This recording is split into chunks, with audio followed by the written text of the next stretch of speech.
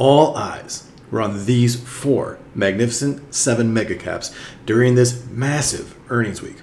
And with good reason. Together, these four represent a market cap of nearly $12 trillion, almost half of the entire European stock market. And while each excel in their core businesses, realistically, the market cared about only two things: cloud growth and CapEx. Welcome to the Quality Investor. This was the week of the hyperscalers, and their earnings signaled to the market in what direction we are heading in terms of AI. Three of these hyperscalers, Google, Amazon, and Microsoft, are the de facto landlords of compute, an essential ingredient of AI. And Meta seeks to become the de facto AI platform in their own right. While the market sentiment post-earnings remains mixed and short-term volatility lingers, there is no question that these four businesses are must-own heading into the age of AI. Upwards of 65% of global AI compute capacity is owned by their data centers, and these four have the enormous resources necessary to not just expand their capacity quickly, but also defend their established economic moats. To quantify this, they are collectively spending $600 billion on AI just this year. Apple is probably the only other company on earth with the resources to compete here, and they are choosing not to play. So on this video, I want to answer two questions. Is the CapEx spending starting to pay off? And are the cloud providers accelerating growth? We'll briefly look at how each hyperscaler performed in their latest earnings, and then crucially, we'll assess what the appropriate buy prices are for these businesses. Like I said, owning these businesses is a requirement for any serious quality investor, but it is also prudent to buy these businesses at prices that are reasonable. As fun as it is seeing Google's share price spike, the discipline is in waiting for your educated entry point, not in following the crowd. Microsoft's cloud service Azure disappointed investors last quarter. Azure growth slipped from 40% in Q1 of their fiscal year 2026 to 39% in Q2. Horrifying, I know. This led to the stock declining roughly 12% since that Q2 earnings report. But this earnings saw Azure get back to 40% growth.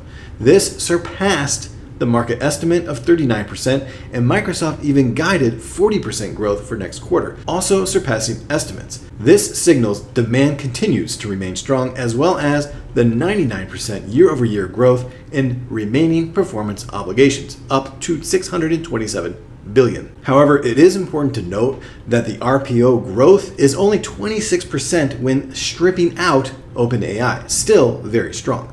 So demand is clearly there for AI, but we also see signs of maturation in cloud spending. CapEx came in at $31.9 billion, a bit lower than the $35.3 billion estimate, so the spending pace slowed a bit from the $37.5 billion in the previous quarter.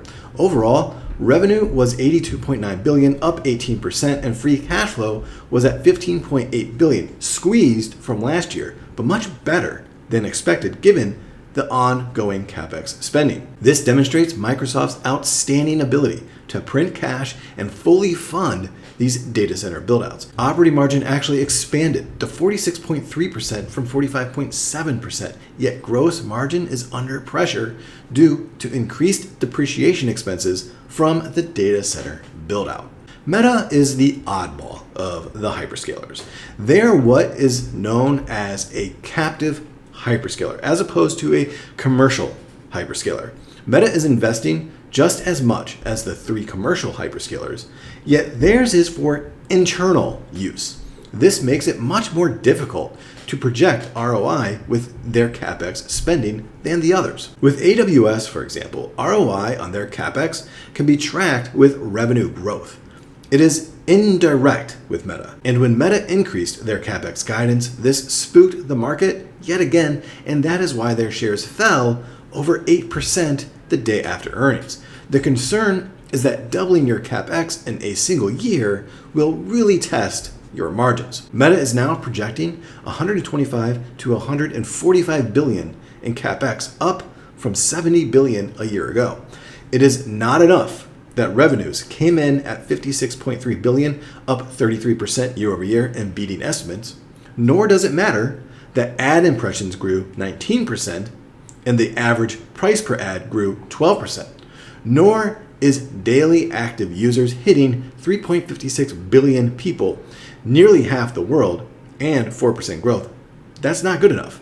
Investors just don't care about this pricing power or engagement and how this can print cash for Meta for years to come. It is all about the CapEx spending and how depreciation expense might affect margins next quarter. Operating margin was 40.6%, down from 41.5% or 90 bips a year earlier, so Meta must be going to zero.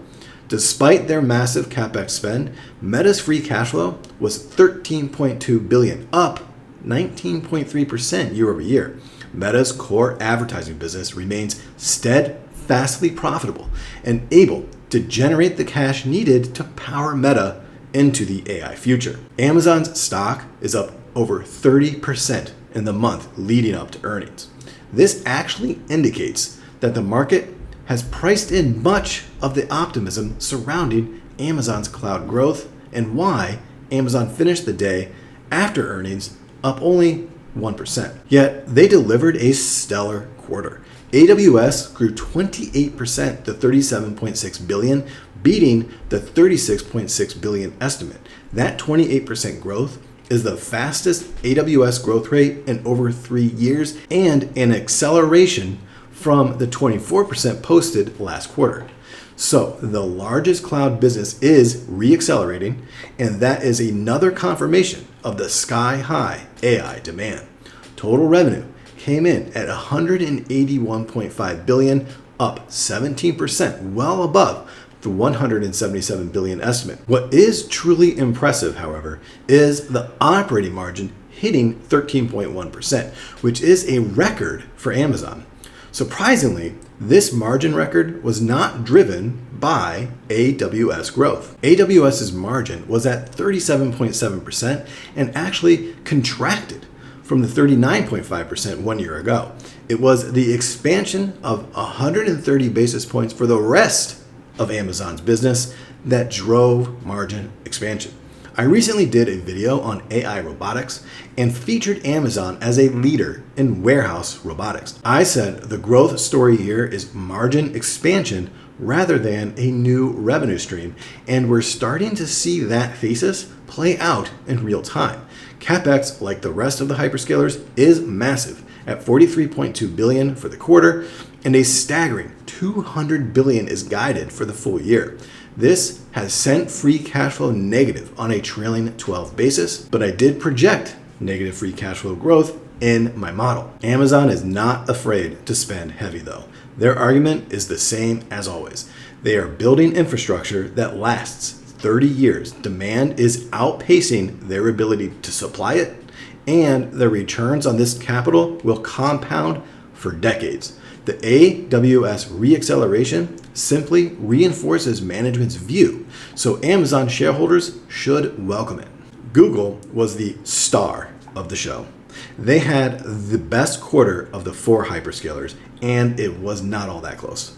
Google Cloud delivered a stunning 20 billion in revenue, up 63% year over year, easily clearing the 18.4 billion estimate. I modeled 29% cloud growth, thinking that 40% plus growth was too optimistic. So it shows just how wildly different reality is from projections. Their backlog is now 460 billion, nearly doubling from where it was last quarter, and is 4x their annual cloud revenue. This bodes extremely well for their forward growth. The number of billion-dollar deals signed in 2025 surpassed the prior 3 years combined. Search hit an all-time high in query volume and grew 19% to 60.4 billion. So something I said to watch for in my earnings preview, AI cannibalizing search, that is not happening. Total revenue came in at $109.9 billion, up 22%, beating the $107.1 billion estimate. Operating income was $39.7 billion against a $36.2 billion estimate, and operating margin came in just above 36%, which is a 220 basis point expansion despite elevated CapEx spending at $35.7 billion. That $35.7 billion came in slightly below the $36.4 billion estimate for CapEx, but they did raise full year guidance to 180 to 190 billion. Free cash flow certainly contracted, now at 10.1 billion, down from 19 billion 1 year ago. Ultimately though, this was a magnificent quarter for Google. Gemini Enterprise monthly active users grew 40% quarter over quarter, and I'm included in that number. I use Gemini Enterprise and Code Assist daily at my job, and it has helped me tremendously in writing code and troubleshooting issues. AI is absolutely driving growth, and the CapEx spending looks more justified each quarter. And with shares up 10% the day after earnings, Google provides the clearest proof that the AI CapEx cycle is generating real, measurable, and accelerating returns. Microsoft trades at $414.64. Their PE is now at 24.7, contracted a bit since their earnings. Their forward PE is at 24.5. Both of these are slightly below their 5 and 10 year averages. And if we take that $414 and did a reverse DCF, the market believes Microsoft's going to grow their free cash flow by 11.9% over the next 10 years. My base case DCF has it at 15.1%. And I range for free cash flow growth from 9% to 20.7% from the bear to the bull case. For my bear case, I have the DCF price at $324.80. The base case is at $521.64, and the bull case sits at $801.07. Microsoft's dividend is at $3.64 per share, and I have a bear price of $473.59, base price of $586.29, and a bull dividend price of $755.95. That is based on growth of 9 to 11%. The exit multiple for Microsoft is at $532.27, and that is based on comps of Oracle, Google, Apple, and Amazon. So without any margin of safety, Microsoft sits at a buy price of $554.34, which is just a bit higher than their 52-week high, which I believe is around $542. With a 10% margin of safety, which is my preferred margin of safety for Microsoft, I believe it's a very reliable and safe business. It's a buy price of $498.91 and a forward PE of 29.5. I believe Microsoft has been cheap for a while now. I believe the other day they even dipped below 400. So at any price right now in the 400s, I think Microsoft's a great buy and one of the cheaper Mag 7 stocks at the moment. Meta currently trades at $611.88. That is a PE of 22.2 and a forward PE of 20.1, right near their 5 and 10 year averages, but I still believe Meta is historically cheap at the moment. Based on a reverse DCF of that $611 share price,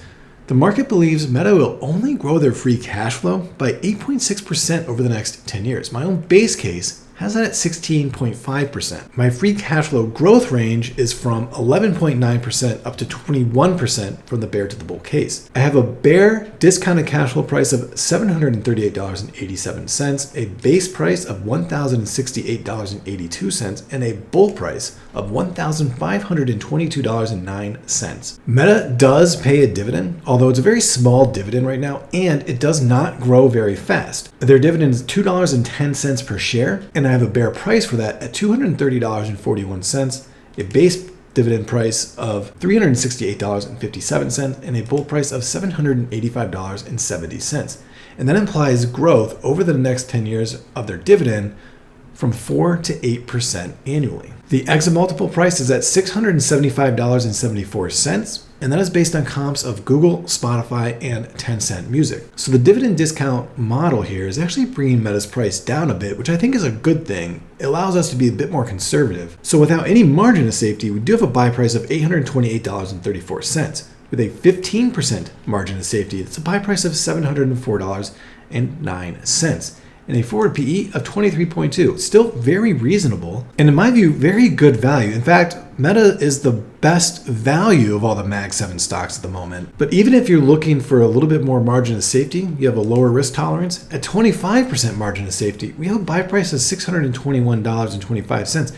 So the current share price is below even that. So Meta is a bit out of favor in the market right now. There's a few lawsuits that did not go their way, and that has caused their share price to suffer a little bit. Plus, they keep raising their CapEx guidance, which the market clearly is spooked by at the moment. Mark Zuckerberg, on the other hand, is totally miffed by the fact that people are worried about the CapEx. He believes we're in the middle of a revolution, which in a way we are, but his answer on the earnings call, he was a bit surprised by it. Either way, I do think that Meta is a very good value right now. Right after earnings yesterday, when the stock plummeted, I actually added over $1,000 more of Meta to my own portfolio, and I still plan on adding more over the next few days and weeks, as long as it stays under $700 or so. Amazon trades at $268.91. There's a PE ratio of 32.2 and a forward PE of 37.8. PE is a very bad metric to look at when you're looking at Amazon, just due to how flippant they are when it comes to worrying about what the market thinks about their quarterly earnings. It's very hard to get a free cash flow growth estimate for Amazon at the moment, simply because they're negative free cash flow right now. But no doubt will it grow tremendously over the next decade. My bear discounted cash flow price for Amazon sits at $188.74. My base case is at $290.56, and my bull is at $419.56. They do not pay a dividend, but their exit multiple sits at $260.86. That is based on comps of Walmart, Netflix, Microsoft, Google, Salesforce, and Oracle. Without any margin of safety, I have a buy price for Amazon at $284.58. And with a 15% margin of safety, that's a buy price of $241.90. I used to have a 20% margin of safety for Amazon. The reason being was their operating margin was very difficult to expand. But now that we're starting to see real margin expansion in the non-AWS business of Amazon and the future roadmap they've laid out in terms of adding robotics to their warehouses to further improve that margin expansion, I believe Amazon's become a much safer business to compound free cash flow over the next decade. But right now, I do think they're a bit too expensive. They've had quite the run up in the market leading up to earnings, like I said, because of the optimism surrounding what AWS was going to do. And it delivered, but because of that, they might be trading at a premium a little bit in the market. So we need some more bad news, a bad narrative to bring Amazon down back to a reasonable price. Google trades at $384.66. They've been on quite the meteoric rise over the last year. They're up 138.5% on a one-year basis. So definitely a darling of the stock market right now. Their PE ratio is at 29.3 and their forward PE is at 28.7. So the market is definitely giving them that premium now that we are seeing what they're doing on the GCP side and they're accelerating search. So these are a bit above their 5 and 10-year averages. Based on that $384 share price, the market believes Google's free cash flow will grow 18.95% over the next 10 years, right in line with my own base case free cash flow growth at 18.2%. My range for free cash flow growth is from 13.5% up to 23% from the bear to the bull case. And I have a bear DCF price for Google at $241.27, a base price at $349.89, and a bull price of $508.21. Google does pay a dividend. It's a small dividend at 88 cents per share. And I lowered my growth rates for the dividend because they're not increasing it as fast as I thought they would originally. They've only been increasing it about 5% the first 2 years here. So my bear dividend growth rate is at 6% up to 10% for the bull case. And that gives us a bear discount price of $154.45, base at $220.60, and a bull dividend price of $354.16. Their exit multiple sits at $370.52. And that is based on comps of Meta, Microsoft, Apple, and Amazon. And without any margin of safety, that's a buy price of $333.15. With a 10% margin of safety, that's a buy price of $299.84 and a PE of 22.4. So we will have to wait for Google to come down quite a bit to make it reasonable. Like I said, that run has really sent them up, but now they're absolutely trading at a premium. They deserve it, to be fair, but as a prudent quality investor, we must wait for that reasonable price, and Google is certainly not there right now. If they drop back below 300 at any point in the next few weeks or months, then absolutely, that's the time to scoop some more Google up. But I have a feeling it's not going to get there for a while. I think their next earnings is going to be at least as good as this one, so Google might be going on a nice run, so we might as well enjoy it. So to wrap up the buy prices for the 4 major hyperscalers, Google is a good buy at anything below $300. Microsoft at below $500, Amazon once it drops below $240, and Meta anything below $705. You can see for Google, they would have to drop 22% to get to that buy price, and for Amazon, they'd have to drop about 11% to become a reasonable price. So that is a look at the 4 hyperscalers and when it's reasonable to add these to your portfolio. And as I said in the beginning, these are 4 must-own stocks for the next decade. Thank you for watching today's video. And if you've made it this far, go ahead and subscribe to the channel. Thank you and happy investing.